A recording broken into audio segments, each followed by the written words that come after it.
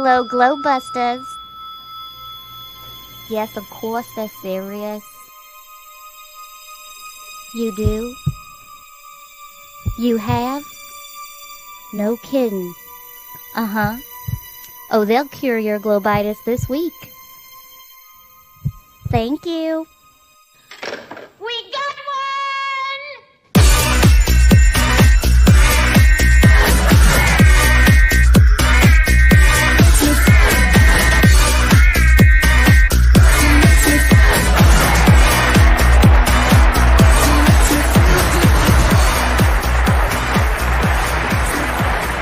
Ladies and gentlemen, it's the GLOBEBUSTERS.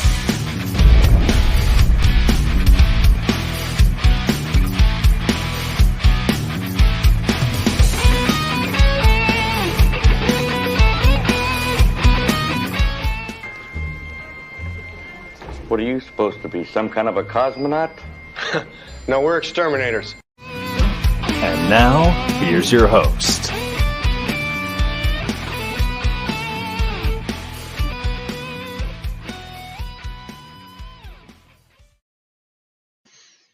All right, and welcome everybody to GLOBEBUSTERS, filling your eyes with light. I'm your host, Bob Xanadude60, and we are back for, I guess, our first of kicking off a series of shows on Wednesdays, which is kind of new for us, but we decided to go ahead and do that because we went to Rockfin for the Sunday shows, and we certainly didn't want to forget about all the viewers that have been loyal to us, you know, the past 5 to 6 years that we've been online.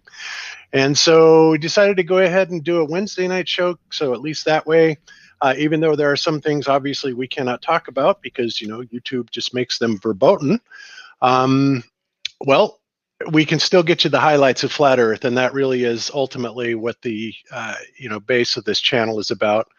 So there you have it. So, all right, guys. So we have a little bit different crew with us tonight, and that's going to be something that we're going to be kind of switching around. You know, we have different guests and stuff like that, but I think it's a really good thing, and I'm glad to be able to do this. I think it diversifies the show, but we still have a few of the original GLOBEBUSTERS crew here. And first up, we will start with Wits It Gets It. How you doing, Austin? Hey, I'm doing pretty good. How are you doing? Not too bad. You guys, where are you at? You still in Florida, or you're heading up north now? No, actually, we met up with a person to eat lunch in Atlanta, and now we're headed to the Guidestones right now to go ahead and try and get some footage tonight. Oh, wow, that's crazy. Hey, I thought I saw somewhere that the Guidestones had been vandalized. I don't know. I would imagine that actually happens a lot, but I saw something recently that, you know, somebody had, you know, spray painted and said, you know, stuff like, you know, we're on to you, New World Order, something like that. But it'll be curious to see, you know, if they've either got it cleaned up or if it even happened, or if that maybe was an old video, but it looked like it was fairly new. Yeah, I saw that too. Apparently it recently got vandalized. You never know on the internet, but yeah, we'll find out soon. Yep, I hear you. All right. Cool. Next up, we have with us the doctor who is in, Rodrigo Ferrari Nunez. How are you doing today, Rodrigo? How's it going, Bob? Thank you for having me. Just jumping into, very curious about the show tonight. Obviously interested in light. We saw the phenomena with the sprites and the starlight going through it, which was pretty interesting last time. So yeah, I'm not sure. Here it's pretty late. It is midnight, so I'm not sure I can stay for the whole show. I'm not sure how long you're planning to make it, but I'm not planning on making it a huge long show or anything like that. Probably, you know, hour and a half type of would be about right. And okay, Austin, I added you back in. Austin was having a little technical difficulties there, so I think we hopefully got him straightened out. So beautiful. So yeah, well, you know, what we're going to be covering today is something came up this week, but you know what? I should probably finish introducing the panel. That was good, Bob. Okay, also with us tonight, geez, holy cow, we have Zachary Zabala, otherwise known as Good Times for All. He is my roommate. He is my dear friend. He is a person that we collaborate on his videos that he does so well and puts out to you guys. He's just an all-around great guy. Too nice for rice. Zack Zabala. How you doing, Zack? Hey, Bob. Thanks, man. That was an awesome intro there. Yeah, no, another beautiful day here in South Carolina, so can't complain, man. Sun came around. It was a good one. Awesome. Yeah, it really is. It is flipping gorgeous outside. This is one of the most beautiful places I think I've ever seen in the country in the springtime. It's just so lush and flowers everywhere. It's just magnificent down here in the South. I see why people are attracted to it.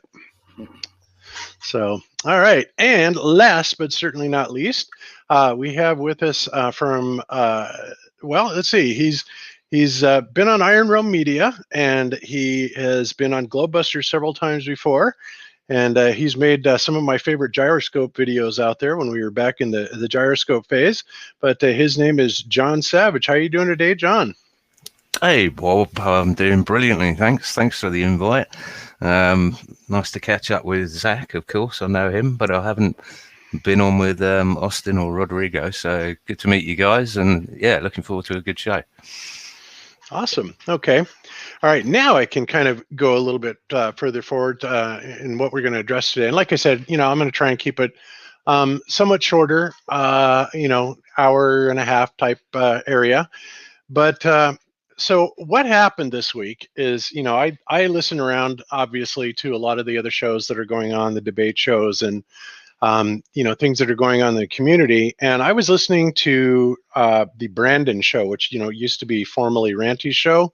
And Ranty kind of handed it over to Brandon. And then, Ranty supposedly turned back to Ball Earth. But honestly, guys, I'm not sure I believe that. And I don't think he believes it either. But my own personal opinion on that is I think he's trolling those guys. I really do. And if he's not, he's going to come to his senses pretty soon, because I don't believe for 1 second that he thinks it's a ball. Because if you guys have seen that, the evidence and, the footage basically that they're claiming and they're going crazy over, it's kind of like one of those skunk bay things, when you get this as the day goes on, the refraction changes massively, and then there comes a point when it's so severe that actually starts to look like a globe, partial globe evidence, right? Well, of course, as always, the globers, dismiss that, and they want to claim that, oh no, this is just absolutely proving flat Earth or ball Earth, excuse me. And they also never take perspective into account or anything like that. It's ridiculous, honestly. But it is something that, I can see where Ranty made this kind of a little bit of a case for it. But a little bit is being generous, in my opinion. So we'll actually have to tear that apart. Have any of you guys seen that? No. I didn't know Ranty had gone back on the ball. That doesn't sound right at all.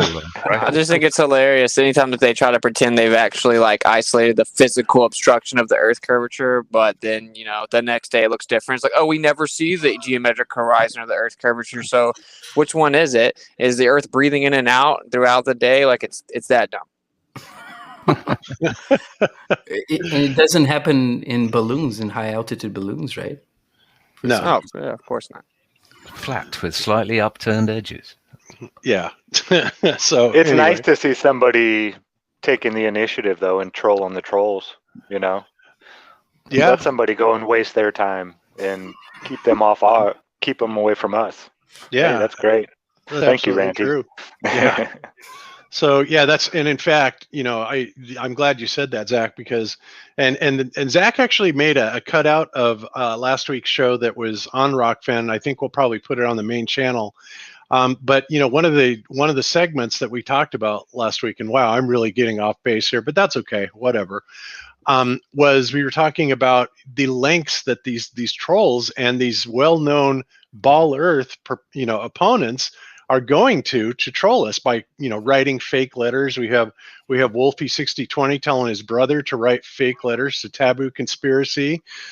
We have Cyman Dan straight up admitting it, that he's trolling, writing letters to Ranty, and he also wrote me under that same account, Mhm. saying, oh yeah, I've got this really great proof and I want to go through it with you and I'll even pay for it and all this stuff. And then even Bob the science guy, right, gets in on it. And so they think that this is a good thing, right? That they are teaching us a lesson by writing these emails and pretending to be somebody that they aren't, outright lying. It's just unbelievable, right? So Screams of desperation, doesn't it? It really does. Yeah, bro, they're just desperate for attention, man. I just gotta call it like I see it. They're all gamma males, man. And like I just think it's hilarious to me, honestly, because if I thought someone was like incredibly wrong about something, the last thing I'd do would be obsessed with them for years and make constant videos about them and write letters to them. Like, what a loser. It's their job, I guess. it is their job. I mean, I'm convinced that. In fact, there was one point where Wolfie made a few videos when he actually, started showing his face and pictures of his wife, and he was, bragging about, how what he does pays so well. And I'm not talking about being the pilot, but being this flat Earth opponent. Shill, basically, and he was bragging about that, and it's like it's at the point now they don't even hide it. I mean, that's how cocky they are about it. But I mean, my God, it is so bad. And I've said it a million times, if flat Earth is that stupid, why? Right? Why? That's yeah. There's so many stupid topics out there that I hear it one time and it's like, okay, that's just the most retarded thing I've ever heard. I'm not listening to that anymore. And then it's gone. I never go and look at it again. That's how I treat stuff that I think is that stupid. Yeah, I mean, Simon Gamma made a hit piece on me. Then I intellectually eviscerated him. Then he jumped in my comments and in my chats. I said, just debate me then. And he's like, oh, no, I'm just not good at debates. Like, okay, then just keep my name out of your mouth, bro. They're afraid to debate us live, and yet we're the dumb ones. What a joke. Well, I remember Wolfie in one of his videos, one of the few I watched. I remember him panning across his worktop, and it had, I think it was a UPS power supply on there, which said on the front of it, property of NASA. So I don't know if he was trolling then, but yeah, I think it's pretty clear where his paycheck comes from. Wow. That's crazy. Yeah, I got a screen grab of it. From the American tax dollar. That's where his money comes from. Yeah, no doubt. But anyway, all right. So let's see if we can kind of rewind here a little bit and get back to where I was. So anyway, I was listening to Brandon's stream, right? Which, like I said, Brandon now took over the Ranty channel. And they had this guy on there who's another well-known Glober. His name is George Nutsack. And George Nutsack is, everybody knows him because this is the guy that basically called up the Professional Engineers Society and contacted Brian Mullen's, employer, and tried to get him fired, basically right after he had just gotten married and was just having a new family, right? So it's like, yeah, that's what he wanted to do, is starve a little brand new life coming into the world, and so that's how they roll, though, So and he was at the conference, right? Trolling? Yeah, he showed up at the conference, and as soon as I saw him, I went over to Robbie and I said, "This guy, he's essentially done everything in the world to, wreak havoc on flat Earth. He's personally threatened me, like I'm really scared of him, but because he's like this 5 foot nothing tall, little old man and stuff. But I go, he's not going to be here. And so we ousted him from the conference. So basically he wound up staying there for 3 days because he had all the, everything paid for, but he couldn't go into the conference and troll. So, yeah. So that way they kind of did my heart good to do that, because that was basically a big waste of time. But anyway, so this George Nutsack guy, he goes on there and he starts talking about how, on my Dallas presentation, which is what's playing right now in the background, I did a presentation basically on angular size and the impossibility of what's going on with the planets and the stars. And, I could give you a summarize, but if you just watch what's going on, or if you've seen it, you'll get a general idea. But what they really, really took exception with, was the inverse square of light argument, right? And so he gets on there and he starts telling everybody ridiculous stuff like, oh, well, Bob was being dishonest because he was figuring, he was having the distances until he got all the way to the center of the moon. And I'm like, how do you even do that? I mean, it's like I don't even know how you would possibly do that to go to the center of the moon. And if he's talking about that extra, 1,000 miles in or whatever, that wouldn't make a damn bit of difference when you're doing, reverse calculations on the inverse square law, right?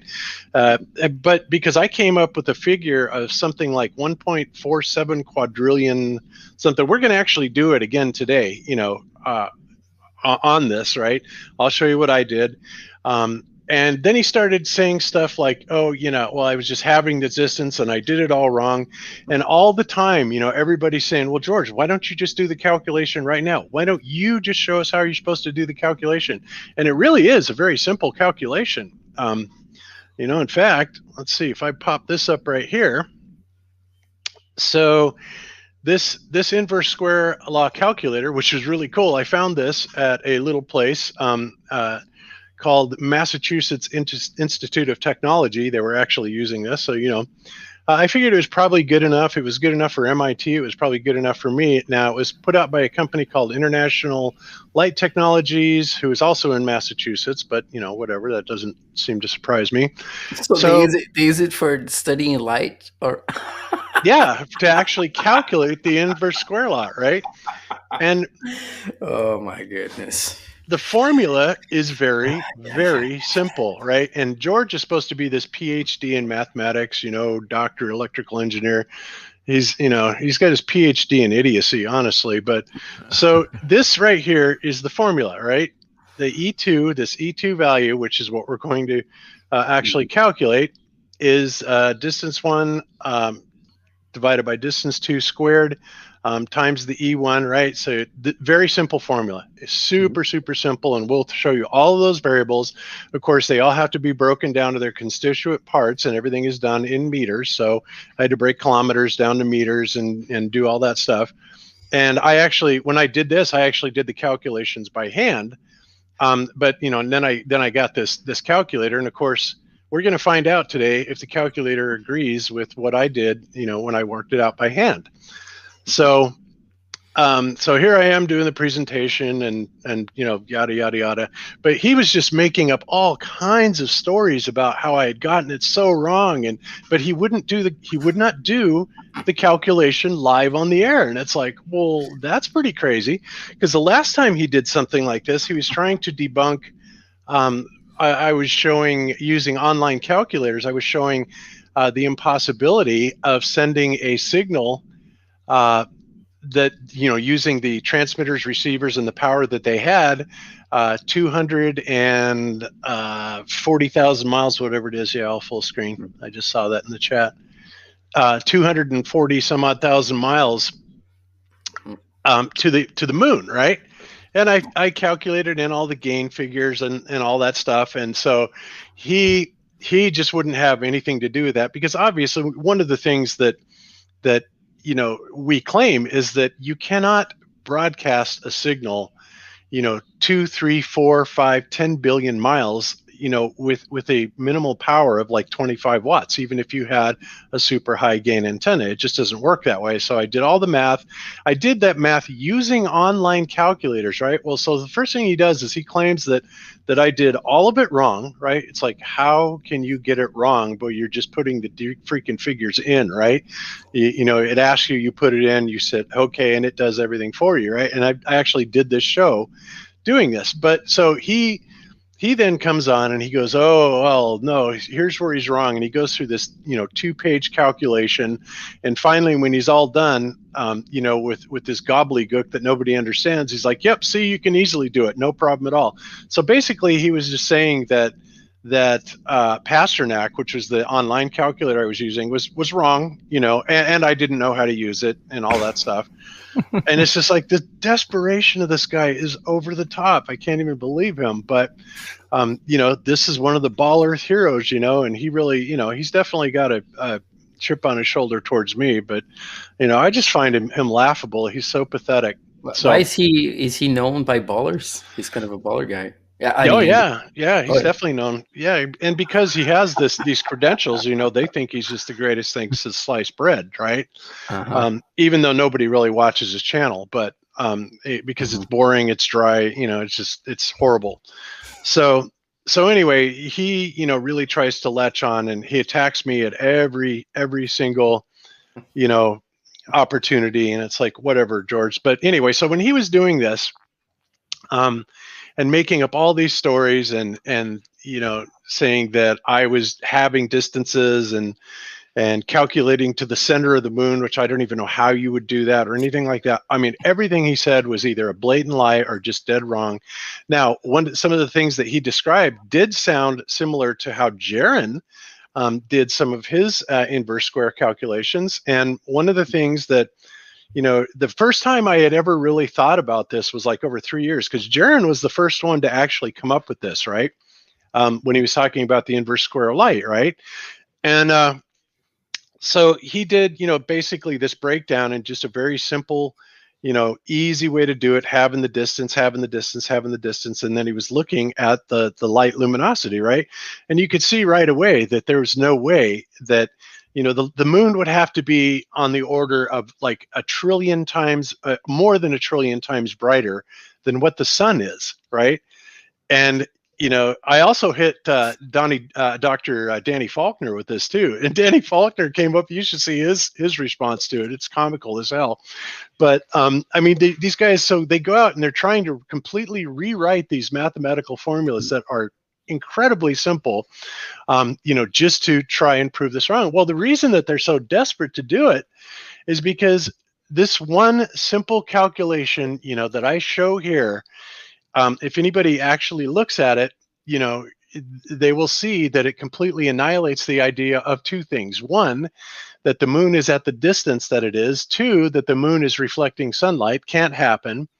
And three, it kind of would say that it would have to be close and emanating his own light, right? Isn't it some sort of simple exponential progression? It's incredibly simple. I mean, the concept is, and I'm going to go through it here in a bit. Actually, but it's exponential, right? So it is. So you should expect some crazy number with the numbers they give. Yeah. Yeah. So am I also right in thinking that his main gripe was that you didn't do it to the surface of the moon, but you did it to the center of the moon? Is that right? Exactly, to the center of the moon. Like that makes well, doesn't the distance change? Well, the yeah, distance that's exactly changes like what 10,000 miles or something like that. Well, I mean, difference? even according to their figures, it says it goes from 221,500 at pedigree to 252,700 at apogee. So, I mean, there's 20-odd thousand miles difference between the two. So what the hell would it make any difference going to the center? You're right. Well, that's one thing, but that actually wasn't they were talking about. When I said center, they're talking about going to the center of the moon. Now, the moon's diameter is only 2,160 miles, right? So that's what I said, about like the distance fluctuates so much more significantly than the 2,100 miles, according to their own model. That's just a moot point, you know. Yeah. Yeah. So yeah, it's patently obscene. So anyway, you know, so right away, you know, Danny Faulkner jumped on, you know, trying to debunk Jeran and I both when we brought this up at, I think it was the 2018 or 2017. I'm not sure which FEIC it was. Then he wrote his ridiculous article, and gosh, I should have brought it up because it really is that funny to read it. But and the other thing he did also in that same article was I was talking about the distance to Polaris, right? And at one point, the distance to Polaris was 450 million light years, right? And then they changed it back to like 230 million light years, you know, like basically a full third. And, you know, and so Danny Faulkner had done these calculations, you know, based on my incorrect 450 million that I got from Wikipedia light year figure. And he said, yep, see, it all comes out perfectly. And then, of course, when I saw him at the next conference, I'm like, Danny, so if you were right, and now we know that it's a full third difference, and there's only like 140 million light year difference, then how are you going to claim that your figures are right? And you know what he said to me? He goes, oh, it doesn't make any difference. It's close. You know, it's close enough. I'm like, 130 million light years. Wow. I mean, incredible, you know? So It's really, really, really pathetic. So what I'm going to do is I'm going to play, let's see, where is it? Taboo Conspiracy. Yeah, that's not it. This one's it. Okay, so I'm going to play a part of Ben's presentation. And let me actually stop my screen share and reshare it because I remember how to do this right this time. So hang on just a second. Share screen, Chrome tab, share audio. Okay. So Ben, of course, then decided to do a piece on the inverse square of light that he did at, I think it was one of the Flat Earth and he was out of the country somewhere. I can't remember exactly where it was, but he was out of the country. And so he did the presentation there. Romania. And yeah, it was Romania. That's right. Yep. I can hear Ben screaming, Romania, Romania. And so I'm basically, because he explains it so well, I'm just going to let him, kind of talk about it. And then I will show you what I said about it. And we will go on from there. So you understand exactly what we're talking about when we talk about the inverse square of light. So without further ado, here's Ben. I think it was maybe Jeranism or GLOBEBUSTERS or both who first mentioned this, but this is a terrific proof of the fake moon landings, and it deals with how much illumination there would have been on the lunar surface according to the heliocentric model. The inverse square law describes the intensity of light at different distances from a light source. Every light source is different, but the intensity changes in the same way, meaning this is a law for all light sources. The intensity of light is inversely proportional to the square of the distance. This means that as the distance from a light source increases, the intensity of light is equal to a value multiplied by 1 divided by d squared. Here are the simple equations. As an example, if you place a 100 lumen bulb in a floodlight that shines on only 1 square meter of surface, that surface will be lit at 100 lux. However, if you back the floodlight away to shine on 4 square meters, the surface is now lit with 25 lux. The full moon, which is supposed to be reflecting sunlight, has an illuminance up to 1 lux on the Earth's surface. That's not substantial, but a full moon has enough illuminance to read from it here on Earth. It is allegedly 376,285 kilometers to the moon from Earth's surface to moon surface. Let's assume our Apollo astronaut is 0.01 kilometers or 1 meter above the surface of the moon. We now plug the numbers into our inverse square law equation to find the intensity of the moonlight at the surface, solving for intensity at distance 2. I have the numbers on the printout, but you can see for yourself the problem. Sunlight has an illuminance up to 128,000 lux on Earth. That's pretty bright. That's as bright as it gets. Assuming my math and figures are right, applying the inverse square law, the Apollo astronauts would have experienced 1,106,175,009,570 times more illuminance on the moon's surface than direct sunlight on Earth. All right. Now, you guys really need to take that in, all right? Because when I did it, I came up with a figure in the quadrillions of lumens. Now, what Ben is doing differently here is he's comparing it to direct sunlight on Earth. And it's over 1.1 trillion times brighter than direct sunlight here on Earth is what it would have to be, right? So again, what are some of the arguments they come up with? Well, the first thing they came up with, you guys, you're stupid because that only works for a point source light. It's like, oh, okay, great. So let's look that up. So I looked it up, and let's look at point source. And there's some interesting things about point source light. So it says right here, a point source is a single identifiable localized source of something. A point source has a negligible extent distinguishing it from other source geometries. Sources are called point sources because in mathematical modeling, these sources can usually be approximated as a mathematical point to simplify analysis. The actual source need not be physically small if its size is negligible relative to the other length scales in the problem. For example, in astronomy, stars are routinely treated as point sources. right? Even though they are actually, in actuality, much larger than Earth. So essentially what they're telling you then is that, yeah, there's a difference, but not really. Okay, well, let's get another opinion on that. Okay, so then I went to this, and this is a photography, right? Are you meant to be sharing, Bob? Oh, crud. Yes. Oh, hell, you're right. Thank you for doing that. Let's undo the share. Hang on a second. Oh, I really hate this. I'm going to be so glad when I get off of this StreamYard. I mean, I like it, but I hate it at the same time. Seems quite clunky, isn't it? Yeah, well, it's really hard to, navigate when you're trying to switch screens. And before I was using OBS, and it's much easier to just be able to flip around. So, all right, so let's go back to here and share it. All right, so there it is. Okay, and let's look back at the point source. So here's what I was reading right here. Point source is this. Just so you guys weren't thinking I was kidding about it. And then I went and I looked up under photography site, and they were asking about inverse square law and reflected light. In other words, they're basically talking about, well, if it's reflected. Now, remember, they tell us that the moon is supposedly reflecting the sun's light. Now, in the flat Earth model, that's not true. In the flat Earth model, it is an absolute source light.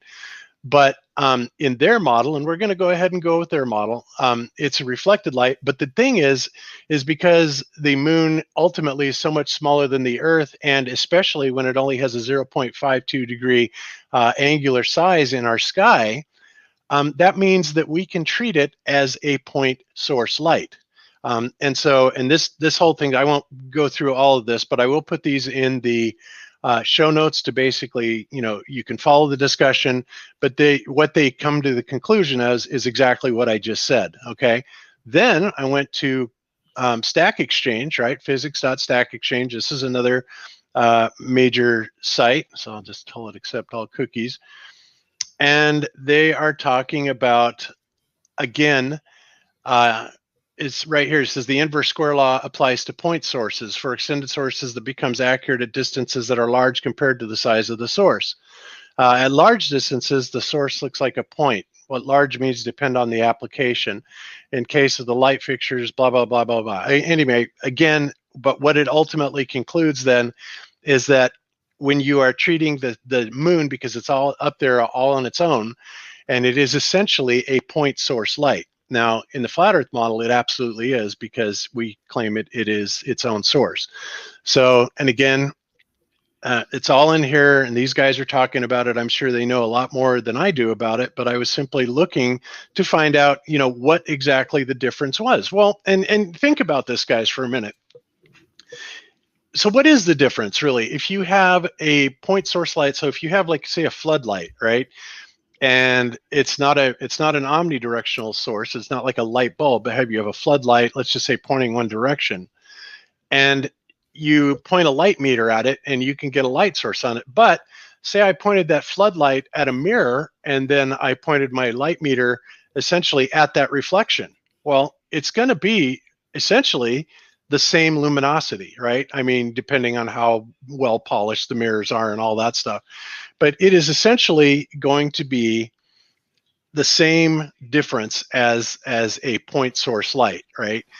Even though it's technically reflected. So, and again, because of the distances and the sizes involved, and the fact that it's only a half a degree in our sky, according to all these guys, these experts that are talking about it, they say, oh yeah, absolutely, we can treat it as we can treat things like the moon and stars as point source lights. They said it, I didn't. Okay, so we can do that then. That's really cool. So now, let me go over to let me bring up something else here. Feel free to talk amongst yourselves, guys. Let's see. Well, yeah, the whole, I mean, you can tell it's not just being illuminated from something hitting it. It's equally illuminated across the whole face of it. Yeah, It and doesn't it has no happen on a hotspot. sphere. Exactly, it has no hotspot. Yeah. And what's so crazy? My homie said this is so simple, but it's pretty funny. So if like the sun is reflecting light off of the moon, and that's what's causing it to be illuminated, and then the angle of the light's what causes the moon phases. How come when we have the sun and the moon in the sky at the same time, the sun isn't fully illuminating the moon? I mean, you can say it's because of the angle, but it's just right in front of you. Sun in the sky, moon in the sky, but the moon is still not fully lit. So it's pretty obvious that it's just a self-illuminated light. I mean, it's right in front of you. Yep. Well, yeah. Otherwise, you wouldn't. They try and tell you that you only get a full moon at night time and a crescent moon during the day. And I think we've all seen the opposite of that. You can get almost a full moon in daytime and crescent moons all the way through midnight, and none of it makes sense. Yeah, exactly. In their model. In their model, you're right. And that's why they have to constantly twist everything and make up stuff like, oh, you're measuring to the center of the moon. It's like, what damn difference does that make? You know, it's like we're talking about less than 1,000 miles out of 250,000. You know, it's like absolutely preposterously absurd that they even bring these things up, right? So, all right, so this is one of the slides that I was using in my presentation, and this is essentially the breakdown of what we had there. Now, what the heck did I do with my little calculator? Hang on a second, let me bring it up. I was going to say that Wolfie, I remember one of his tricks to claim that the horizon was dropping in an airplane was by using the lift of the wings, the fact that the wings move. To pretend that the horizon is dropping. Yeah. Good one. Exactly. So, all right. So, like I said, I showed you this little calculator before, and I had done these calculations manually. But now we have this little MIT calculator that they use, and it is for inverse square of light. You know, like I said, it's from International Light Technologies. It's exactly what this is for. There's the formula. They're simple. All right. How do we do it? Let's put it in the calculator. So enter the original measurement distance, okay? So again, we have to break down the 234,000 miles to meters, which in kilometers, of course, is 384,000 kilometers. So let's put in the distance in meters. So that D1 is 402,000. All right, 384,402,000 meters. Okay, so the original measurement is E1 is 0.1 lux. Now it can actually go, you know, even a little bit lower than that or a little bit more. It doesn't matter. I cut it way down to 0.1 to give them the biggest advantage, right? So if we go 0.1 lux, all right, then we have the new measurement distance. Of course, we're just standing here on Earth, right? We're not doing anything. We're here on Earth, and we're using a light meter. And basically, at 1 meter, we have got the distance of 1 meter. We have 0.1 lux. All right, pretty damn simple, right? Now, if we calculate it, wow, look what it comes up with. 1.47 E16, so 1.47 to the 16th power, all right, which is what? All right, well, if we transmit that into this, that's a lot of zeros. It's 14 quadrillion, 700 trillion lumens, all right? So we're not even... Guys, you just saw this done with a calculator at MIT. There it is. There's the answer. No human error involved, even though I did it myself, right? So this is why they're going completely bonkers over this, because this absolutely destroys it. I mean, that much light, you know, we would probably be vaporized even here on Earth, right? From a light source that strong. It's utterly preposterous. They had gold-lined fish bowls over their heads, though, didn't they? So they'll be all right. Yeah. Yeah. So, yeah, I mean, it's just utterly nuts. And so then also we have, there's another guy and another guy that had done this, and he put together a little luminosity of the moon presentation, which is kind of cool. So this is his presentation, and he just sent this to me just for fun. So We'll just go through this. According to mainstream science, the moon is reflecting sunlight. A reflector surface like a mirror looks to the observer like is emitting a light. Someone looking into the mirror would see this light coming from a mirror, right? Okay. So then basically he shows his math, right? Goes through it and all this. You guys can stop and freeze frame this at any point. And then he comes up, according to mainstream science, the moon is reflecting sunlight. So the astronauts were exposed to that brightness on their supposed moonwalk. Let's calculate what Buzz Aldrin would have to have seen at the surface of the moon. All right. So again, he comes up with it. Whoopsie. Let me back it up. I hate it when I do that. It would be a white so bright that you'd be, I mean, I guess you'd be entering heaven or something. Yeah. All right. And click forward. Okay. Click. All right. We see the moon on very clear light at 1 lux. So he gave him 1 lux, right? And that's pretty bright moonlight. And I went for 1/10 of a lux because I gave him, all the advantage. So the flux density would be 141,590 401,225,000,000 lux, 441.6 quadrillion lux. Now, this is using slightly different figures, but this is somebody else completely doing this, separate from me, separate from Jeran, separate from Taboo Conspiracy. And isn't it funny how we're all getting these numbers that are utterly impossible, that nothing could ever be that bright, and never in a million years. And this is all using their numbers. Yes. I mean, we're not making it up. No, we're not making it up. NASA they really made a blunder on this one, didn't they?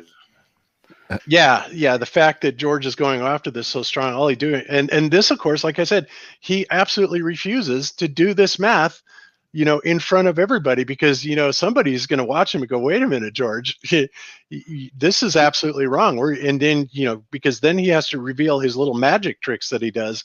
And, like I said, the formula itself is so unbelievably simple that it's pretty hard to screw up, Yeah. And where would that fly anywhere else? And when you're, oh, no, I'm not going to show you how I did it. I just came up with this number.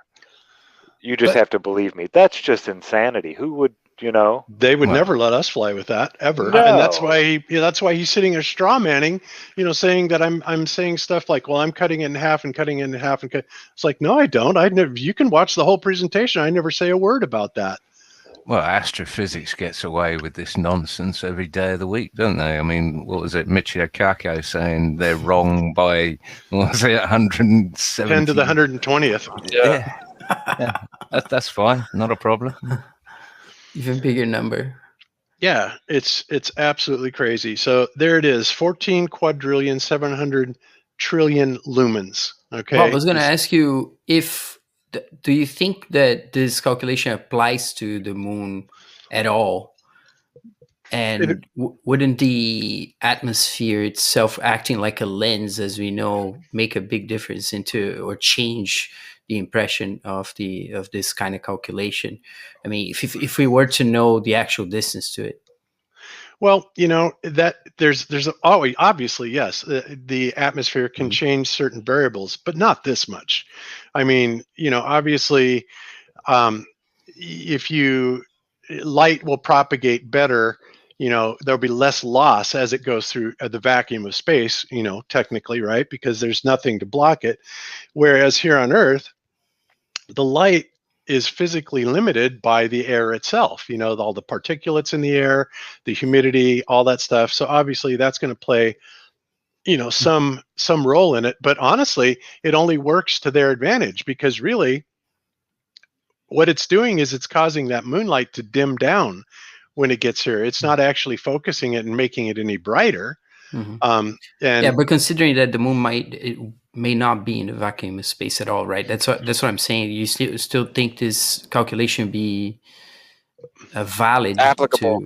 applicable to that kind of situation. Well, in the flat Earth model, no. Yeah, no, yeah, that's what I thought the answer should be, right? Maybe because right, and of course they've lied about what light actually is, right? Like when you go into like the presupposition of the characteristics of light traveling from point A to point B, and then you have the presupposition of the medium, and then the differential within the medium. They're just like set themselves up within a house of cards, and they're sitting in a corner. But you know, the truth is that there could be huge medium differentials, and then we would have to account for that and actually have to know that information to understand our perception of light. Yeah, because you mentioned, remember, Bob, that from the sounding rockets, the moon just looks like it doesn't even have a light. It's really, really weird. It's like this gray dot. Exactly. Well, and then you also have to, think of, you look at the moon, and it's really the moon is supposedly these gray, dark, soil that's there, right? And the moon has a specific albedo, which even with, if it had a high albedo, but it doesn't, because, the moon certainly could not have a higher albedo than the Earth, right? Because the Earth, you got oceans to reflect off of. So the Earth is going to have a much, much, much higher albedo than the moon would. And, the albedo, again, is the amount of light that reflects away from, planets or gas giant or whatever it is that it's shining on. It's the degree of reflectivity. So I mean, all these things. So if we actually did this for a flat Earth model, and maybe this is something, gosh, I probably should have done this anyway. It'd be fairly easy to do, but to basically, well, we'd have to make an assumption of, how high the moon is up. But even if we said, it was at 3,000 miles or 3415.9, as I've asserted many times, even if we did that, it still would have ultimately a very, very low luminosity, in contrast to this or the sun, obviously, because we know is, it's not. Oh my, look at that! Flat Earth is straight stupid. Oh, we got a troll. But wait, you know how whenever they shoot the laser through a vacuum, it's actually like much more efficient. It's less impeded, right? So if you get up there and you have like less of an impedance of the atmosphere, of the air, the physical realm that we have, and like a differential in the medium with like the ether, right? Like so that would change everything. You could have like a way brighter output, quote unquote, because you don't have that like physical impedance. Because we can actually show that, but like when you shoot the laser through the vacuum, it's actually more efficient. It quote unquote propagates more efficiently. So like, the medium is like this huge question mark that like really kind of ties our hands, I feel like. Yeah, and it doesn't diffuse as badly either. It wouldn't diffuse as badly either in a vacuum or, an area, because you just have less stuff for it to diffuse off of. So, I mean, you think about it, guys, and the ballers have everything about light wrong. Everything. I mean, from the point where they argue, all the way back to Aristophanes or even Al-Biruni, right? They're supposedly looking at these equations that they've created and making assumptions that these light rays are coming in parallel, and they're clearly not. They are splayed. They have, they're just not straight at all, not by any stretch of the imagination. The other thing that I've said many, many times is if you think about like how refraction works. Let me actually bring this up just so I can get a little. Yeah, just to clarify, someone's saying what vacuum? You have to just understand what I'm saying. Like in a quote unquote vacuum, a theoretical privation, right? That doesn't actually exist, but you're getting more of the obstruction of air out of the way. If when you increase altitude, you have less obstruction of air, then you would actually have like a more efficient quote unquote output of light because of the excitation of the medium not impeded. So like we would need to know, but it does seem hyperlogical that that's the case. And the general point that light is affected by whatever medium is at, is pretty important, no matter what happens there, I think. But we know that there's superfluids, at least what looks like that, and I have no idea how light behaves in superfluids. Right. Yeah. Exactly. And so anyway, they totally get this wrong. And by the way, as far as vacuums, you have a vacuum condition anytime you have one pressure system next to another pressure system, and they have a differential, whatever it is, right? If one is like 2 pounds, 2 psi less than, you know, what it would be at sea level, well, that is technically considered a vacuum condition, right? So well, just your lungs are causing a vacuum by breathing. Exactly. You're causing a pressure differential. So that's what a vacuum. There is no such thing as an actual negative pressure, meaning that, you know, a perfect vacuum would be an area of space with absolutely no molecular matter in it at all. Nothing, zero, zip, nada. There can't be less than zero in there. So a perfect vacuum would be, you know, absolutely no matter in it whatsoever. And that's never been observed and never been recreated. So no, the energy is too. I mean, my God, just to even get it to, you know, 10 to the negative. Well, the best vacuum we can do at the Sandusky's is something like 10 to the negative 7th. Don't quote me on that. I could be wrong, but it's nowhere near the vacuum that supposedly, you know, is on the moon, 10 to the negative 17 torr. Right? Nowhere near that. And the walls of that place are like 8 foot thick, aren't they? And they're still sucking air through them. Yeah, exactly. Of concrete and steel. And they still, and they tell you straight up that if they didn't have 8 foot thick walls of steel and concrete, that guess what? They would suck air through. It's like, wow, that's a lot of energy when you think about that. So another thing that the ballers have wrong, and I've mentioned this many, many, many times, is, you know, they talk about refraction and they want us to believe, first of all, in fact, they've even come up with the 7.6R, right? Which is complete horse hockey, right? 7.6R is a complete fabrication because, first of all, in order to have a refractive condition, in order to bend light down, you have to put it through a denser medium, right? So, like I said, if you take a laser, you shine it through a fish tank, well, you're going through a denser medium and it will draw that beam and it'll pull it down, right? I have never, in all the experiments that have been done, either FE Cores or Dr. John Dee's or anybody's like that, I have yet to see one single time where the laser went down, actually refracted down, or any light source actually refracted down. Now, the ballers tell us that that is how it always is. Every single time we see further than we should, they're telling us that the reason for that is because light is being drawn down. Well, the very nature of the ball Earth, the heliocentric model, the spherical Earth prohibits that. Now, I'm not saying it's impossible, but it makes it incredibly unlikely. Why is that?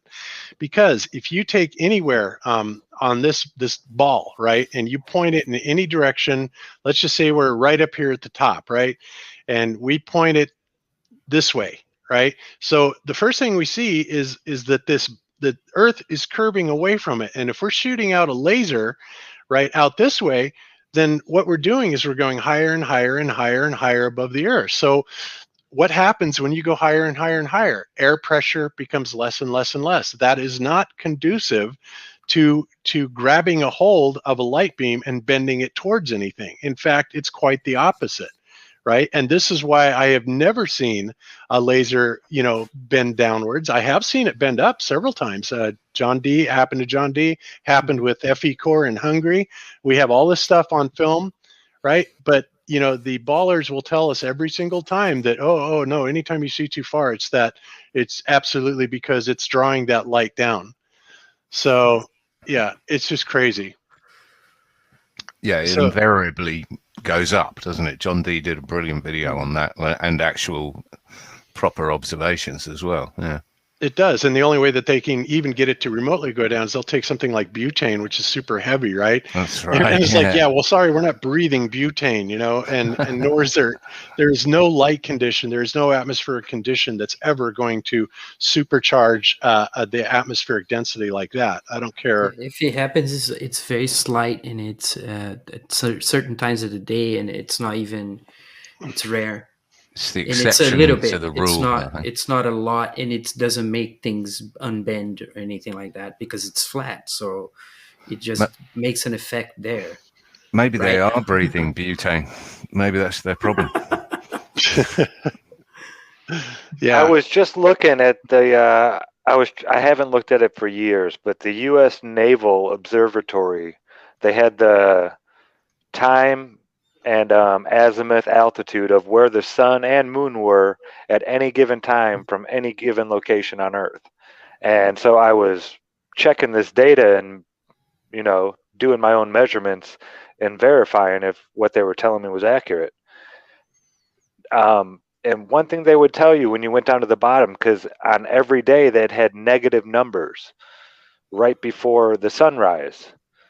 And when you go down to the bottom and read all the stuff about those negative numbers, it tells you that that's not the actual sun. The sun is still behind the curve of the Earth. You're seeing it being refracted up over the curve. Mm-hmm. And this is like up to 2 degrees, which is 4 sun widths. That's a big jump in the sky. And they're saying it's still 2 degrees below the horizon, but yet you can see it with your naked eye coming up right now. Yeah, absolutely ridiculous. Oh, there's my StreamYard. Thought I lost it there for a minute. All right, so let me reshare my video. Okay, so anyway, and like I said, every single time on every occasion, they've always got the atmosphere wrong. They don't understand light. They don't understand perspective. As far as them, there is no such thing as angular size reduction, right? They completely ignore that. And that is probably the most paramount thing to our vision, right? When things get further away, they get smaller. So it's just, they've even made comedies about that. I mean, come on, people. It's not hard to understand. Yeah. The cow here in my hand is small. The cow out in the field that looks the same size is much bigger because it's further away. Didn't they? Didn't someone do an experiment? Excuse me. Do the calculations on the size of the ISS and how far it was away, and that it would be too small to resolve. Yeah, that was me. In fact, that was this very lecture right here. So you should never actually be able to see the ISS if it is the size it is and the distance it is away. Then your eyes wouldn't be able to resolve it anyway. Yeah, it's something like 50 arc seconds, which is just under our visual resolution. And of course, that's another thing, that I pointed out in this video, is that we look at some of the facts about the ISS, right? Supposedly, and the thing that most people really need to think about, right, is, you know what? I'm going to actually play a little bit of this. Hang on just a second, because this is really a good point. I'm glad you brought this up. So hang on a second. Just look at that thing. I mean, it's I know. It's utterly ridiculous. 17,500 miles an hour. Uh-huh. I know. Yeah, then they get out with a little flop or just go fix the RJ45 cables outside and those crossing tables. bendy solar panels. Yeah, exactly. All right, so basically what I was pointing out, let me make sure this is the right spot. Why are we not fleeing here? Yep. All right, we'll just do it from here. Okay, let's try this. So basically what I was showing on this is I was saying, all right, everybody, let's look at an amateur footage of the ISS, right? And I had already gone through the specifics about it. And, if you haven't seen it, this is actually pretty close. Sorry, I'm not a pro on PowerPoint. Let's do it. So we'll just go ahead and mute that. So basically this little tiny dot in the sky is our ISS, right? And it's just kind of cruising along there at supposedly 5 miles per second, 17,500 miles per hour. Now, the point I was making is that if you go to spotthestation.nasa.gov, right, you can find out when the ISS will appear and will rise from what direction and for how long you're able to see it, right? It's barely moving, man. It's barely moving at all. That's supposedly doing 5 miles a second. And they're of course, the ballers are out there saying, well, yeah, you dummy, because it's 250 miles up. It's like, no, it's not. And you would still never be able to. I mean, it's unbelievable crap they try and have you believe. But they All say right. it goes around the Earth in 90 minutes, don't they? Exactly. That thing would just be gone. So look at that thing. It's just lumbering along. It's barely even going. And the reason is because this is, I believe that this is a specially outfitted something like a U2 with a bunch of LEDs on the bottom of it, because it's really not going any faster than 500 miles an hour, and it's probably up around 60 to 70,000 feet. And of course, when you have the lights laid out on the tail and the wings, it could actually look a little bit like the ISS from the bottom, or it could. Go ahead. No, I was just going to say, and you guys have been saying this for forever as well. This isn't leaked knowledge from a supposed NASA whistleblower or anything. This is, you've been saying this is a plane with LEDs on it or some sort of trickery going on for ages. Exactly. But ironically, our whistleblower, our alleged whistleblower, which, I don't know if he's for real or not, but he's basically saying that it was some modified bomber, right? But, I said it was a U-2, he says a bomber, whatever, but he did say that there were ultra bright LEDs all across the bottom of the wings, right? Okay, and that makes perfect sense to me. But the thing that doesn't make any sense, so when you look at that, and when you go to spotthestation.iss.gov, right, you are able to see that space station anywhere from 2 to 8 minutes in duration. Now, when you take into consideration 8 minutes at 5 miles per second, we're talking about 2,600 miles. Now, who here believes for 1 second that you literally can see the ISS go from one end of the United States all the way to the other with your naked eye? And beyond that, guys, because it's too small to see, because of the angular resolution of the eye, they are 100% counting on that you are being able to see the reflected light coming from it, right? Now, if you've ever played with with a mirror, right, and you try and reflect it onto something, it's really super hard to pinpoint something. And yet for 8 minutes across a distance of 2,600 miles, supposedly, right, that ISS is reflecting light right into my eye. It never changes resolution, it never changes brightness. But what's interesting about it is that if somebody is across the city or across the state from me, they also can see that, right? So somehow it's also reflecting the light into their eyes.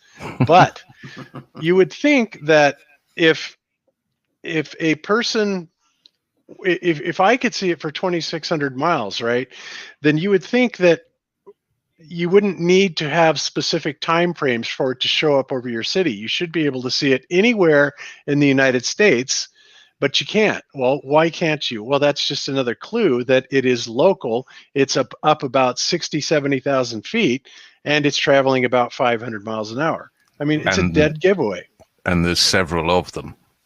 And some of these things they're saying that the light is reflecting off of are solar panels.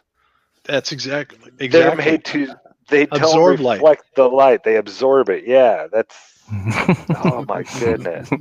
That's exactly. So look at this on the screen here, guys. So here we have a lineup of people that are well over beyond the length of a 747, right? 300 meters easily. It's longer than that. And look at them. All of them have mirrors, and each and every one of them is trying to hit the plane, the helicopter out here. And it's very hard to do, right? So you barely catch these little flashes here and there, a little flash there. And not only that, the ISS is only 250 miles supposedly above the surface, right? How is it that the sun is able to get around the Earth, hit the ISS at the perfect angle, and reflect it down to your eye and keep it there for 8 minutes as it travels all the way across the country? I mean, you have got to be brain dead if you believe that. Seriously. And remember in that footage from the sprites, right? The sprites were 480 kilometers away, and they were very close to the horizon, and they were 100 kilometers high. So, I mean, you cannot really see more than 500 kilometers if you look at the horizon. and if you know what I mean, at around 100 kilometers. So it would be impossible to see it, even if it were crossing that amount of space. That's just to add to the point. Exactly. I mean, everything about this, when you really think it through just a little bit, and and then they'll say, of course, that some of the comments that I've gotten, well, what is it that we are seeing? Of course, that's something I did not address, as what we are seeing. I didn't mention at the time that I thought it was a U2, but like I said, our holographic technology is quite good these days, and I think it could easily be something created holographically. Why do I say that? Well, because think about these artificial stars that they're making so that they can actually take the noise component out of these observatories, right? What they're doing is they're firing a 45-watt laser. They're hitting the alleged sodium layer, which just happens to be at 62 miles up, right? Where the firmament's supposed to be. And somehow it fluoresces and creates an artificial star that is bright enough for them to calibrate and create an artificial star and then be able to take noise out of their optics, right? Well, if they can do that with a laser from the ground, then they certainly should be able to project anything on the firmament, right? Yeah. Yeah. Makes sense. So, I mean, it's just, like I said, it's just absolutely unbelievable that people are unable to get this, but, and they call us. But haven't we caught a lunar transit with balloons on the supposed? Somebody did. I don't know if that was real or not, but if it wasn't, it looked good. Yeah.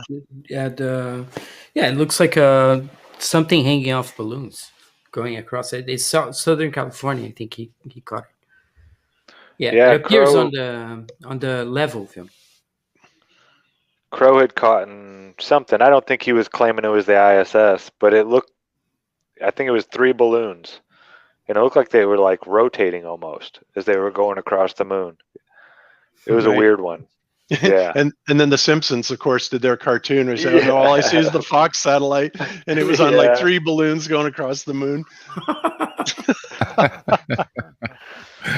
Right. I mean, they've literally fallen out of the sky. What a clown world.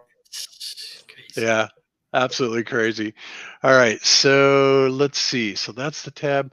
I want to show you another nifty little thing from Taboo Conspiracy.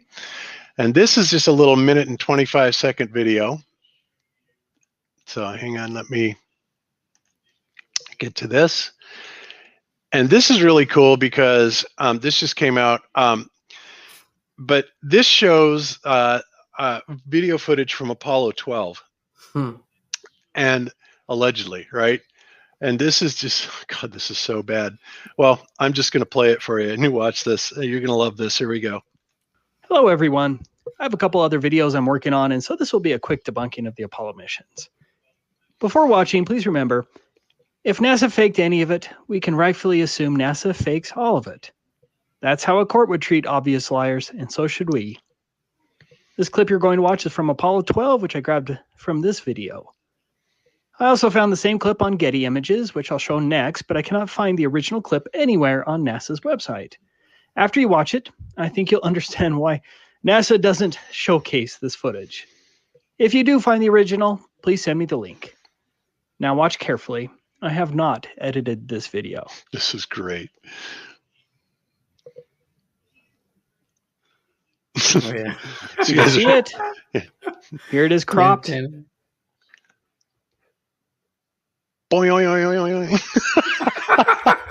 it is at half speed.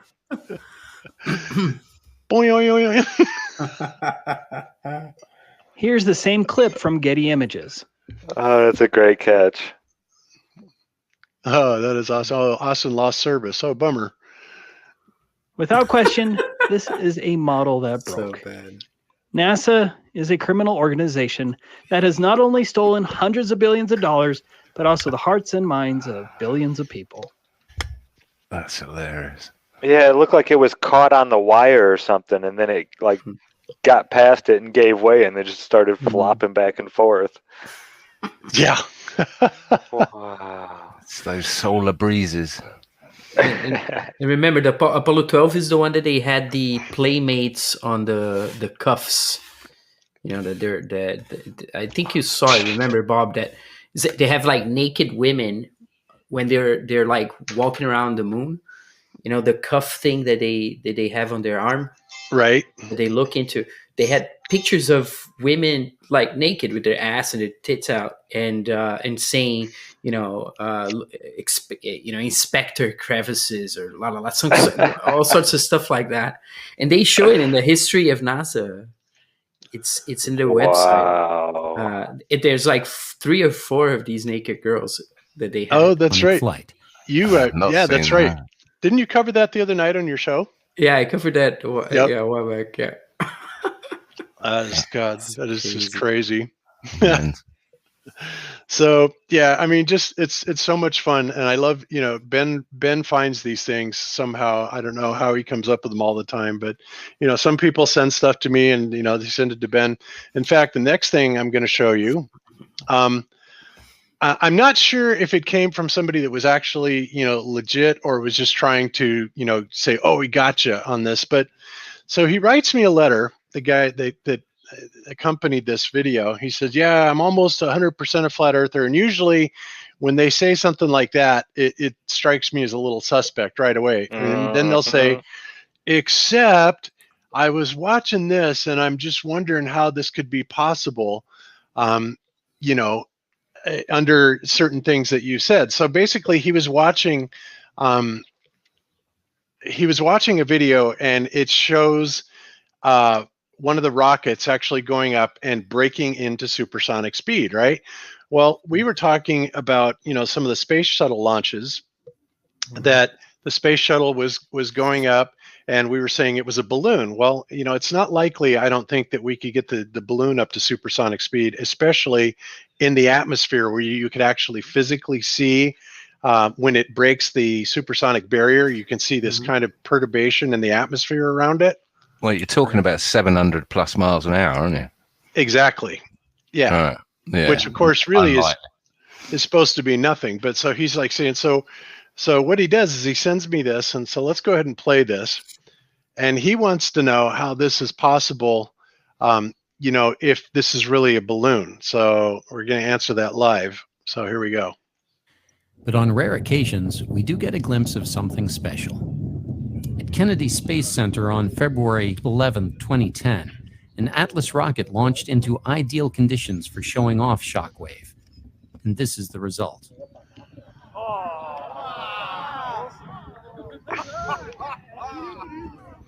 We hope you've enjoyed this little tour of visual and auditory speed of sound phenomena. Visit abweb.com for a glimpse of something special. Okay, so what's happening here, guys, first of all, is this is not a rocket with any payload on it. This is just a rocket, okay? Now I'm gonna slow this way down. Yeah, that's nothing like a shuttle. No, not at all. I mean, it's like nothing It's at like all. a bottle even rocket. close. Yeah. Yeah, so it's much, much faster. Isn't it also the problem that to go out in orbit, it needs to go 17,500? How many times the speed of sound is that? 17 It times? has to go Mach 33, which is 25,000 miles an hour. Right. How many times the speed of sound that is? So how many of these things you should expect to see? Oh, a lot. Yeah. But see, this is only breaking into Mach 1, right? And Mach 1 is like 700 and something miles per hour. And not only that, you can see that the cameraman, it is actually flying over the top of him, right? And it looks like it's already turning and leveling out. So, I wrote back to him and I said, look, it's obvious that, first of all, there's no payload on here with no balloon. This is a real rocket that, it really is going supersonic speed. And you can see that, by the air perturbations, which are going to show up right about any second now. And there they are right there. Okay. And so, yeah, it's really going 700 miles an hour. But even that's nothing. I mean, considering these things are supposed to get up to, Mach 25, which is the 17,500 miles per hour, and then Mach 33, which is escape velocity, which is 25,000 miles an hour. This is nowhere near that speed, not even close, even without a balloon payload on it. So there's a big difference. It was weird. It's like it's almost hitting a cloud layer, and as soon as it started to do that, you could see the tip of it light up like it had gotten above the clouds. It's weird. The very tip of the rocket seems to light up right as the perturbation starts to happen. You can, I don't know.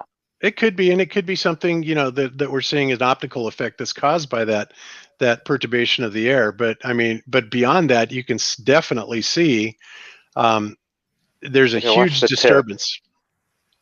You just wouldn't see something going at Mach 33, though, or even 25 or anything like that, because the size of the rocket moving at that speed would render it that you wouldn't be able to see it with your eyes for the angular resolution again.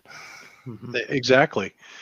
But according to them, they seem to think that radio signals can travel forever, you can see forever, and there's no limit to anything. I mean, this is what they want you to believe. But then the real world tells us, it's like I mentioned, it's like we have to have 50,000 watt AM radio stations to be able to get sufficient coverage around 1 or 2 states, right? Clear channel, and that's maybe 1,000 miles, best case scenario, for 50 kilowatts. And yet they tell us then that the Voyager, which is transmitting at the same power as a refrigerator light bulb, which is like 25 watts, that it's coming in at 1/10 trillionth of a billionth of a watt. Of a watt, yeah. And I don't even know how to say what that is, right? I don't understand how I don't understand how every ham radio licensee out there hasn't worked that one out. They do. I think there's a lot of people, especially in those kinds of fields, that they realize this very quickly. It's the technical field where you find flat Earth also in the manuals. They have to have it. I found in a bunch of radiometry papers and books. They have their flat Earth model to explain how radio propagates. There's no other way. They sell it in the back of the Radio Society of Great Britain magazine. They've got they've got a flat Earth map, but it's slightly off center, so it makes Antarctica an island, and it makes New Zealand about 15,000 miles long. It's just this tiny little string, and it's just like, all you got to do is just move it slightly down a bit, and Antarctica will go around the outside, and New Zealand will look like it's meant to look like. But it's hilarious. Now, with all the different Antarctic bases around the edge, shouldn't you be able to tell, hey, I have to shoot it like 180 degrees in the opposite direction to hit this Antarctic base compared to the base I was talking to yesterday? If you've got a directional antenna, yeah, exactly. That's the problem. And of one course, thing I was gonna before we move on the wave that appeared on the rocket, I just wanted to make the point that it looks very flat. The wave itself, from the way it propagates, the sonic boom, whatever it is, the sonic wave, it looks very flat from the bottom. The wave. Yes, it's like a ripple on a pond, isn't it? Yeah, that was very interesting. Yeah, so crazy. So yeah, I mean, so that's the whole point of this. Why I wanted to bring up light, and this is something that I think is really important because there's so much to learn about light, and it's just like what we've been working on with this second sun, or I prefer to call it source sun. I mean, this is something, and the reason I find this intriguing is because this goes into an area of understanding light that almost nobody really understands, and that's when you get into the area of polarity, right? And I know that when I first saw Chris do that out on our front lawn, right, when he's looking up at the source sun, and we adjusted, all we did was twist a Polaroid filter on that source sun, and it literally phased it right out of existence. That just makes you step back and go, whoa, wait a minute. Especially and like an eclipse too. It did it like an eclipse would do it from one side to the other with an arc in it. Yeah, that was insane. Bob, you and Chris just didn't read the instructions, you know. I know, and they are really pushing that. And like I said, we have been trolled so hard on that, and they're still coming back. Oh, you haven't adjusted the tilt knob or whatever what you call it knob is called. It's like, oh my god. But see what you know Wolfie, what though? What's that? The trolls did not really attack the polarized light video I did right after that. 1 week later, showing the exact same thing that we saw in Chris's telescope. And Wolfie has not tried to recreate anything with a polarized lens. And he won't. Hint. No, And exactly. he won't. Because if Wolfie did what we did, he would get exactly the same result. And then he'd be standing there going, uh-oh, now what do I say? You know, and obviously, you know, I have no idea, you know, who is coaching him or anything like this, but, you know, like I said, Wolfie kind of tells the story when he comes out from under his rock. You know, they have him in the game for a reason, and that's that they really want something to be covered up. And I brought that up, and you're right, Zach. They have not, you know, they have not called Wolfie out to the rescue since then. And you know, I'd love to see him actually take this on. I mean, you know, come on, Wolfie. Again, reproduce what we have done and show us what we did wrong. Explain it to us. But you're not going to do it by straw manning us, because that's exactly all you have done is you have straw manned the argument from Jump Street. You are not addressing the polarity of light. They did have one other guy. I couldn't believe it. They had one other guy, and what he did is he took a pair of sunglasses, you know, at the end of his video, and he laid him down on the ground and kind of twisted it and basically, you know, made him black out because you were looking through the glasses at an angle where it simply made it look dark, right? And it's like, oh my God, what a pathetic trick. Yeah, Cami explained that, isn't it Brewster's law? When you hit it at that 57-degree angle, yeah, it creates a polarity. Yeah. Yes, that is Brewster's law. Yeah, I was gonna ask. I forgot. Remember. Oh, you'll remember. You'll remember.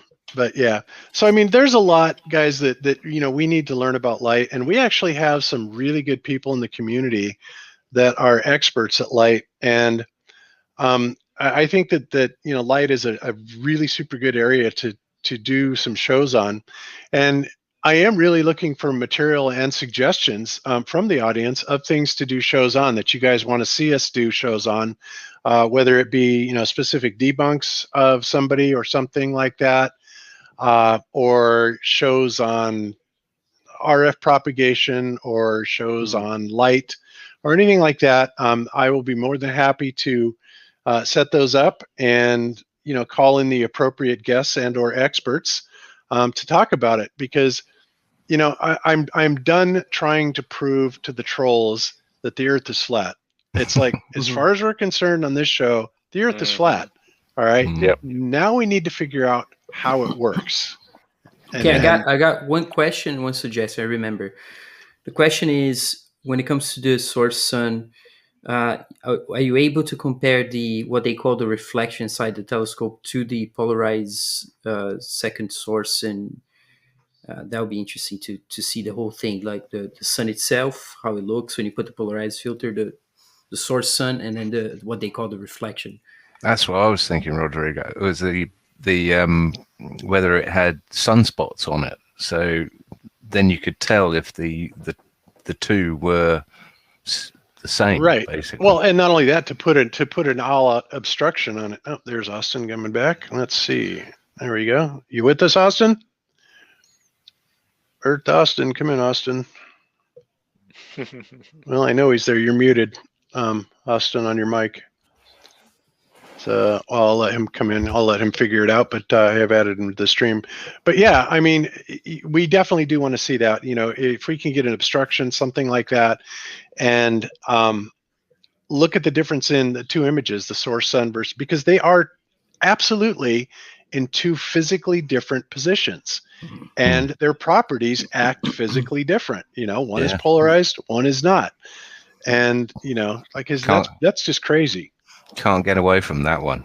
That's why they won't touch it. That's why Wolfie won't get a Polaroid filter out.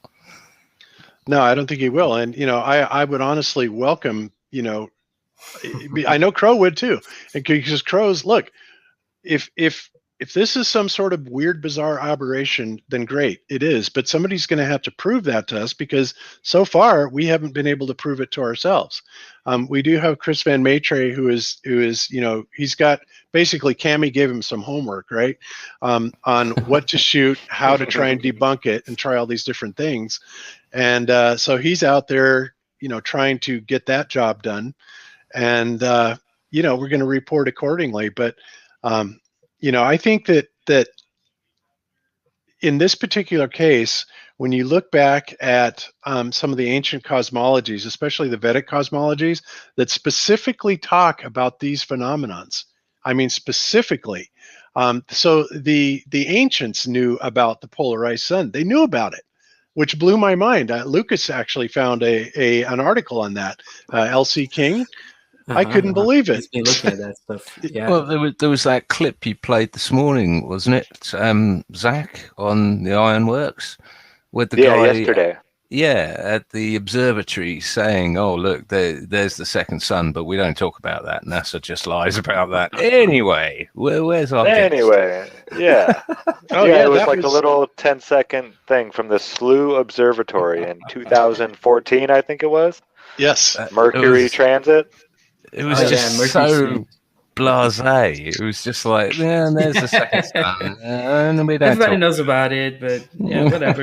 How funny is it? There's only one side really trying to find the truth here. That's why we're trying to debunk it or figure out if we can find some alternative explanation, while they just sit there and literally hand wave dismiss it, but ignore the actual evidence. It's a joke. Well, that's it. Even though we're seeing the source sun, and what we're saying is possibly a projection of it or whatever, we don't know what it is. We're not claiming to know what it is at the moment. We're in the exploratory phase of trying to work out what the hell it is, and they're just making up nonsense. Yeah, telling us we don't know how to use the dials and buttons. And then when Chris made a joke about it, blatantly said, "Oh no, I just started turning dials. I had no idea what it was." They literally said, "Oh, see, he even admits it." It's like, oh my god. I mean, how much was that thing? Couple of grand? At least. Who spends that like sort of money? $2,500 altogether.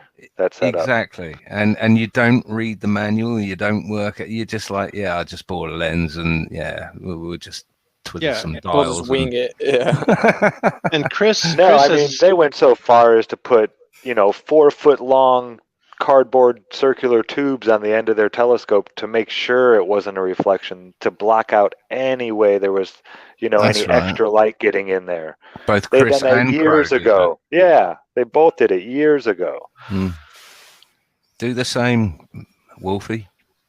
Yeah, well, the whole thing is Wolfie, when he does it, he gets both images right in the same. So, but when Chris did it, he dialed it out, and then he physically had to pan to the other image. Yeah, well, the real question is, are they so sunken in cognitive dissonance that they actually refuse to do it properly? So it's either they lack the intellect and the comprehension skills to fully understand what we're saying and to do it properly. They're afraid to do it properly because of cognitus, or they're afraid that it might not be consistent with their predisposition. Or he's done it in private, found out that we're not just making it up, and then he's just going to ignore it and blatantly lie about it. None of those are looking too high, bro. I think it's 3. Wolfie's a flat earther, but he's paid to be a baller. Is my analysis on that one.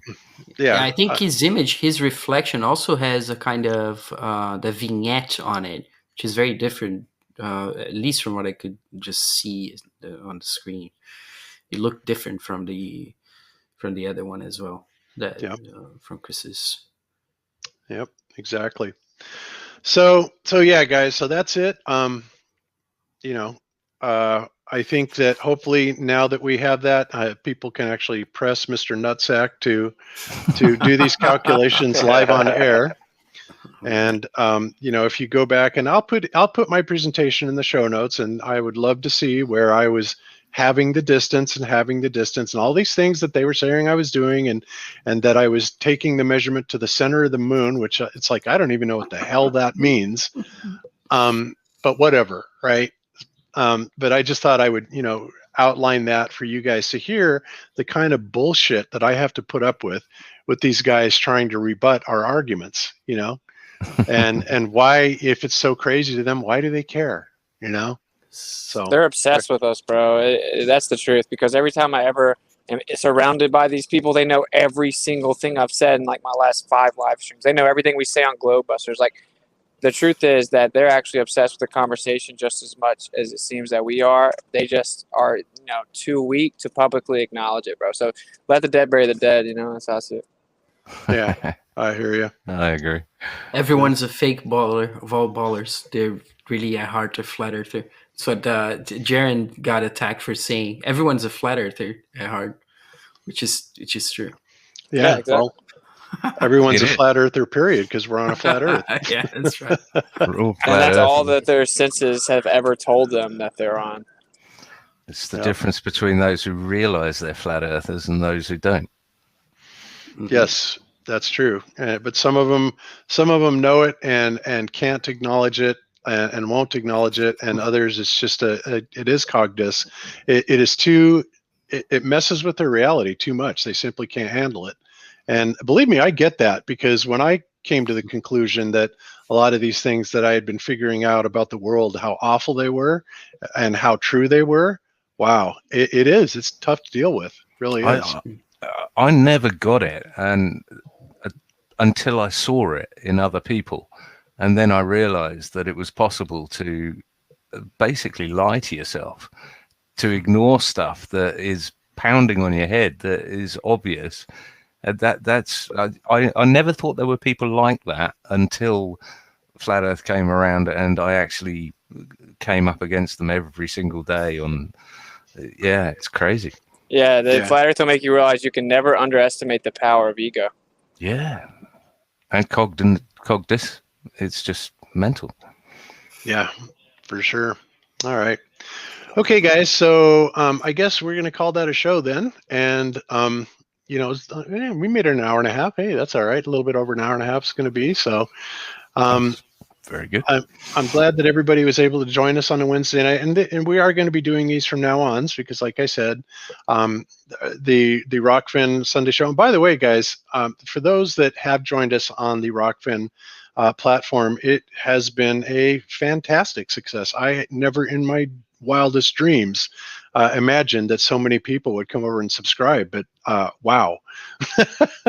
I mean, a lot of people, and I just couldn't be more thrilled. And it's great because now we can say whatever the hell we want to say, and it's just really nice to do that. So I appreciate everybody that was able to do that. And again, like I said, for those of you that aren't just in that position to be able to afford it, that's okay, because anything that's highlighted that is really going to matter and matters to the community, we will be covering on this as well.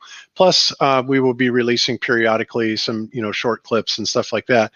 Zack was kind enough to make a segment on from last Sunday's show that was on Rockfin, that was talking about the desperation of these clowns, that they have to actually pretend to be somebody that they're not, and it's just unreal.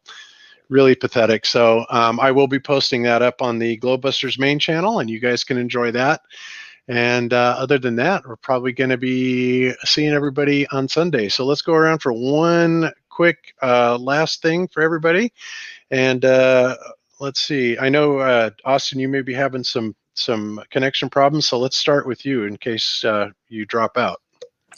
All right, so we're headed to the Georgia Guidestones right now. We're about 15 minutes out. Hopefully it's a clear night. We're going to another time lapse of the star trails. We're actually going to try to isolate Polaris in the hold, and we're going to stay till tomorrow, catch the sun in the slot at noon, and we'll see if it's been vandalized. Then we're going to head towards your way so we can kick it with the legends, Bob, Cami, Zack, Karen, Ted, etc. And so it should be cool. We're going to map it all out in the next few days where we go from there. And masqueradetour.com. All right. Sounds good, Austin. Beautiful. All right. So, Zack, let's go over to you. What do you got coming up this week, sir? I'll be digging in clay tomorrow. Trying to level that out a little bit. Yeah. I'm almost done. I got all the wood in for the last garden bed. It's I'm pleased with how much we have right now, and You it's guys enough really, space to grow some stuff. yeah, we're going to have to take some video of it, guys. But I mean, you guys have got to see what Zach has done to our backyard. We have, what is there, 4 or 5 of them? Four. The beds, there's 4 of them. Okay, there's 4 huge garden beds back there that, you know, he's been totally TLC. He built them, you know, from the ground up, and they are going to actually be able to handle a large garden, a very large yield. And it's amazing. Zach has put in so much work in this. It's absolutely incredible. So we're going to have to highlight that for everybody. Time to bring in the Oregon for the seeds.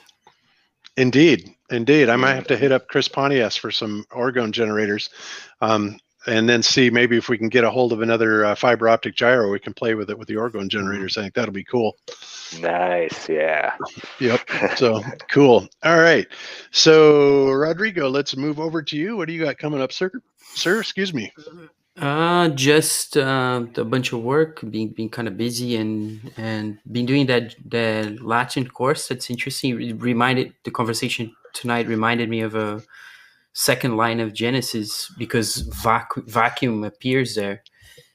Description of the earth as being empty and vakua, or empty and still, I guess, before the Spirit of God is taken over the waters and so on. So it's interesting that it's part of this kind of emptiness is part of, or whatever that may be, it's part of creation as well, at least in this account. Awesome. But yeah, just doing. I don't even know. I'm literally, you know, I try to make plans and then I try to follow up on it. I've been taking a little bit of a break. My son turned 1, and we've been finally here in the Netherlands. Only today they opened restaurants again.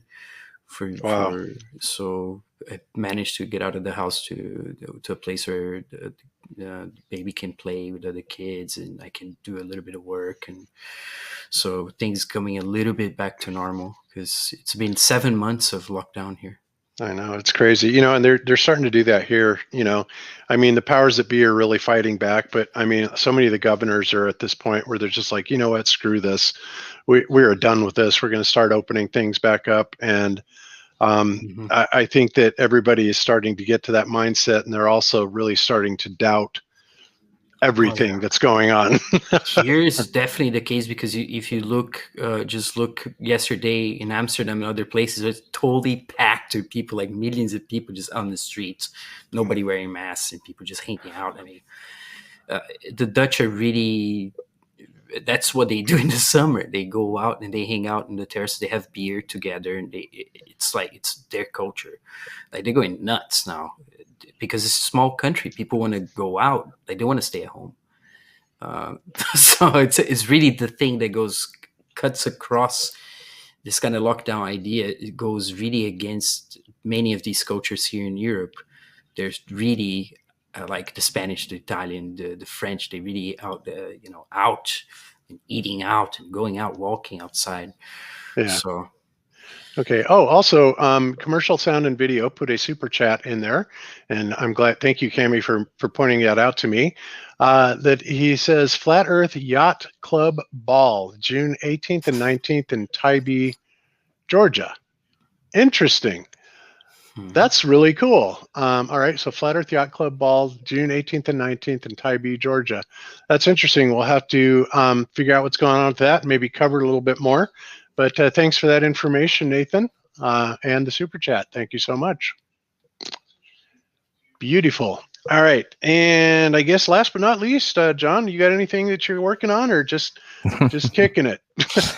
I'm such a boring old fart, I tell you. Here I am stuck in Prison Island in the UK, but no, I've actually worked very hard to make sure that I have always got a clean schedule ahead of me, and I've got nothing planned. But yeah, no, I've been jumping in the deep end on crypto over the last couple of weeks or so.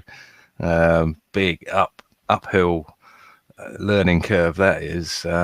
But yeah, so I'm going to be carrying on with that. I've got a consultation with Jeran coming up shortly, and yeah, I love the idea of audience suggesting subjects, anything they want covered over the weeks and months, it'd be awesome. Yep, Something I to dig think our so, teeth too. into. Yeah. So thanks for the invite, and hopefully I'll see you soon. All right, excellent. All right. Well, everybody, again, thanks again for joining us, and we hope to see everybody this coming up Sunday on Rockfin for the normal Globebuster show at noon. And if not, then we'll see you back here in a week. And I will go ahead and get that highlight film that Zack made posted up for everybody, just so you can see how despicable our opponents are and how pathetic they are in the tactics that they have to use. I mean, they need to be exposed on this stuff, and we're a big channel, and we're just the people to do it. So, FTFF, right? FTFF. Right on. That's right. All right, guys. So we'll see you then. Until then, be good to each other. Don't lie to each other. Open your mind, because there is truth inside. Peace out, everybody. Peace. Peace. FTFF.